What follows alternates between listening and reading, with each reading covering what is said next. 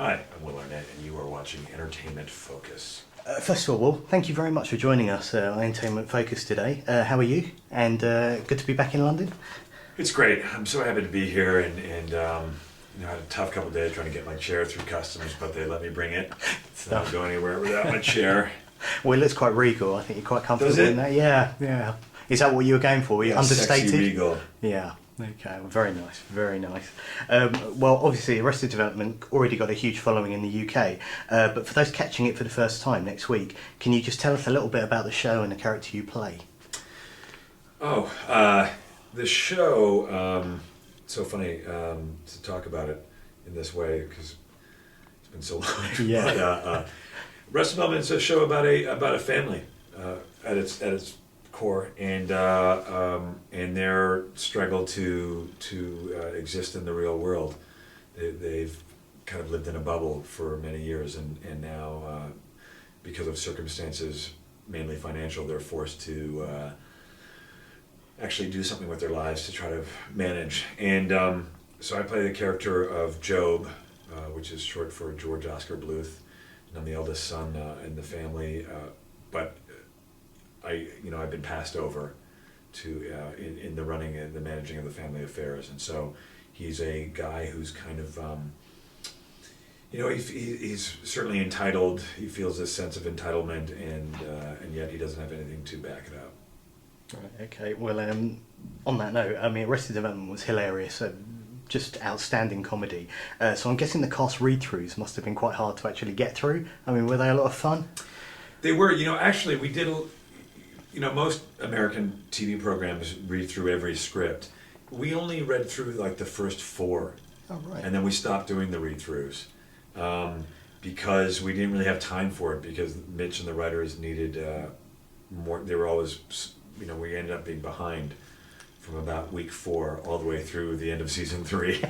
It was always like so last minute, So we never did that, which was great in a sense, because everything was very fresh. One of the worries about doing a read-through is that even though they can be fun and funny, sometimes you can find something that's like an interesting bit, but oftentimes you can also make a joke that was funny that you got a big laugh at the table, ends up not really reading it once you shoot it. Yeah, okay. And Job is known for his scooter. Did that take a bit of preparation to get used to? Or could you seem to be quite adept at using it?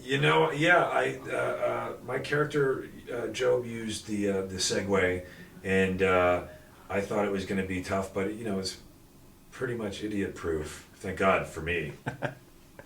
Okay. Okay. Now, if you had to pick one of the Bluths as one of your actual relatives, which one would you pick and why? If I had to pick a Bluth to be a relative, I think it would probably have to be George Michael. Because even though Michael seems like he's kind of sane, he's really not, if you think about what he puts up with. And he's also got his own, in a lot of ways he was using the family just as much as anybody else. Okay. Just in his own way. And I think if there's anybody who's like the purest of them all, it would be George Michael. Okay. And who was the most difficult person to work with on set? The most difficult there was nobody. Everybody was lovely. Okay, no diva actions. No, there was none of that that on our show. We were so lucky that way. Yeah, it was good vibe from moment one. Oh, brilliant. Okay, it's an obvious question, but what's the status of the Arrested Development movie, and can you tell us anything about it? Well, the Arrested Development movie. This is it. Yeah. We're shooting it. Yeah. No, the Arrested Development movie is being worked on. Right. Mitch is writing it, and we'll see.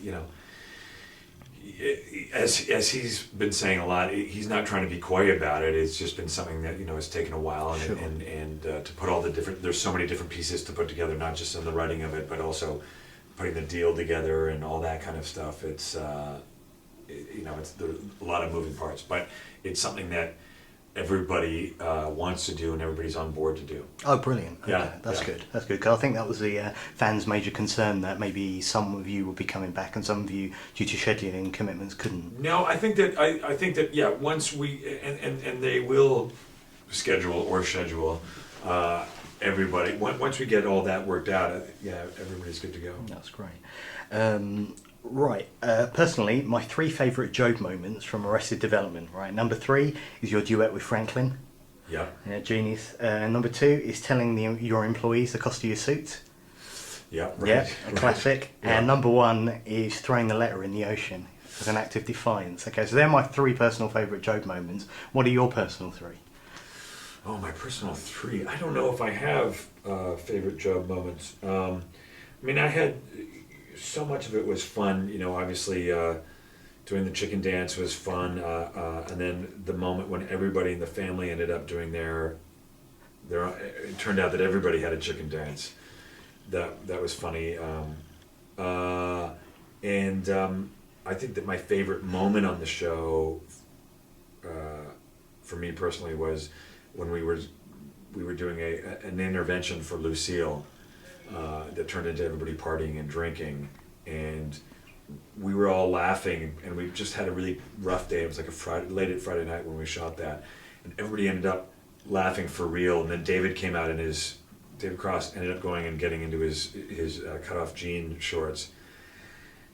We didn't know he was going to do that, and then he started dancing next to Tony Hale, who was playing the piano with his hook, and we were just laughing. We had tears streaming down our face. That was my personal highlight of the show. Oh, right, okay. I'll talk a little bit about your earlier career now. You've also done a lot of voice acting in your time. I was just wondering if you have a preference between just standard acting and voice acting, and what's harder? Ooh. I've been lucky enough to have the opportunity to do a bunch of voice stuff and in a bunch of different ways. As an announcer, as a sort of a voiceover guy, and I did that a lot, and I really enjoyed it. It's not necessarily as sort of fulfilling creatively as doing something like some of the stuff I've done in the last few years, but it's still very.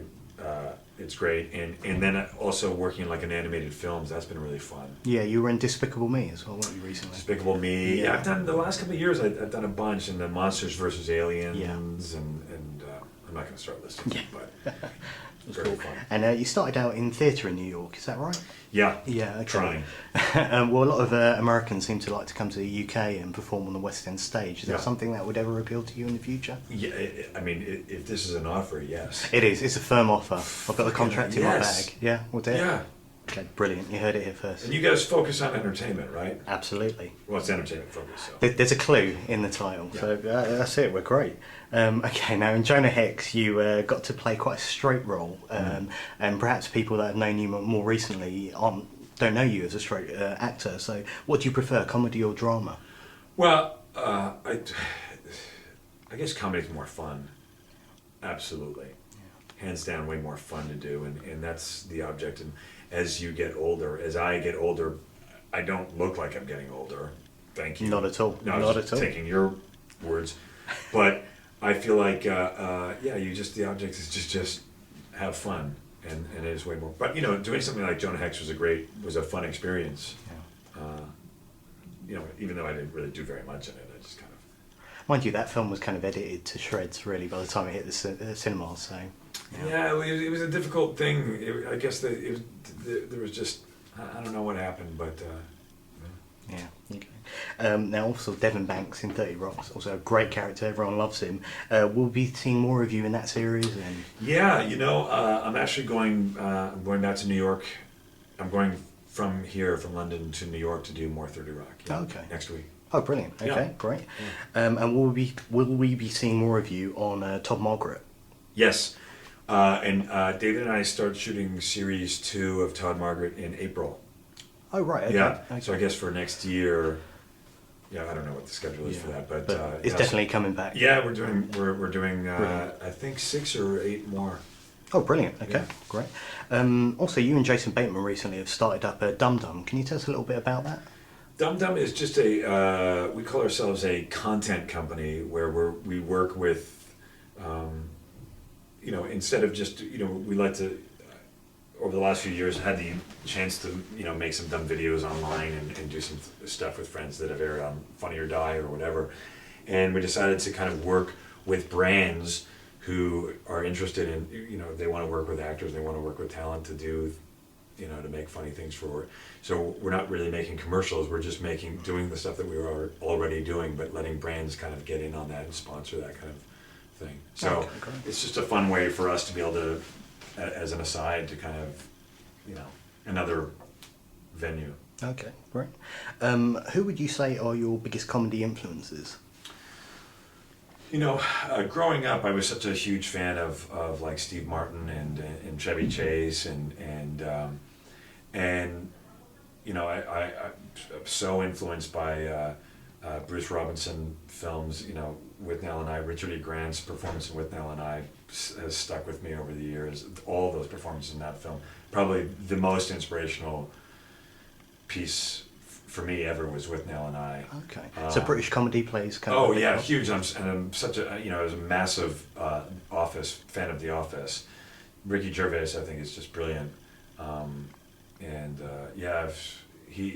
remember the first time I watched The Office, I was just so blown away by how fucking funny and for me it's in the same way that I liked Withnail and I.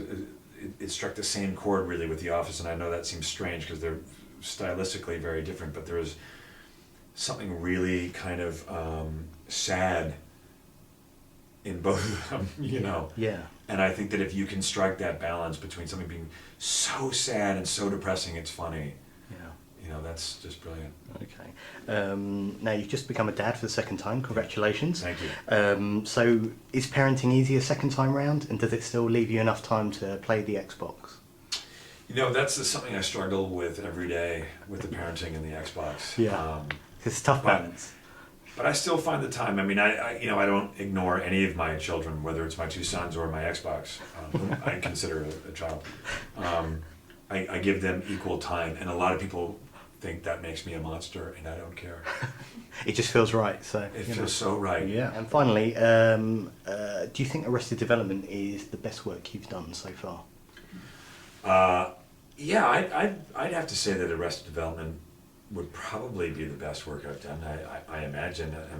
I'm sure there are lots of people who are like, yeah, dude. So, but I don't know. I can't really think of it that way. It was certainly the best professional experience I've ever had. Right. Okay. Well, thank you very much for joining us. Thank you. Thank you.